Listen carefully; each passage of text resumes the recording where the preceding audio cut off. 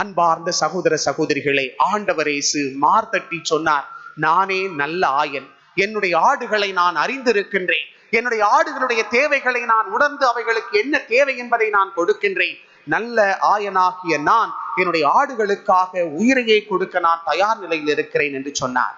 அவரை நம்புகின்ற நீங்களும் நானும் இந்த நல்ல ஆயனுடைய பண்புகளாகிய ஆடுகளை அறிந்திருப்பது, அவர்களுடைய தேவைகளை பூர்த்தி செய்வது, அவர்களுக்காக உயிரையே கொடுக்க முன்வருகின்ற அந்த நல்ல பண்பு நம்மிடம் இருக்கிறதா? நாம் ஆடுகளுக்காக உயிரை கொடுக்காவிட்டாலும் அந்த ஆடுகளுக்காக அவர்கள் நிறைவாழ்வை பெறுவதற்காக நாம் வாழவாவது முயற்சிகளை மேற்கொள்ள வேண்டும். அந்த குழந்தைகளுக்காக, நம்மிடம் இருக்கின்ற குழந்தைகளுக்காக, நம்மிடம் ஒப்படைக்கப்பட்டிருக்கின்ற மக்களுக்காக நாம் உண்மையிலே நிறைவாக வாழ இன்றைய வழிபாடும் நல்லாயன் இயேசுவும் நம்மை அழைக்கின்றார். ஆண்டவர் இயேசுவினுடைய உன்னதமான வார்த்தை இன்றைய நற்செய்தி வாசகத்தினுடைய மைய பகுதியாக அமைவது யோவான் நற்செய்தி 10ஆம் அதிகாரம் 10வது வசனம். நான் என்னுடைய ஆடுகள் உயிர் பெறும் பொருட்டும் அதனை நிறைவாக பெறும் பொருட்டும் தான் நான் இந்த உலகத்திற்கு வந்தேன் என்று. ஆக ஆண்டவர் இயேசு வாழ்வு தருவதற்காக வந்தவர்.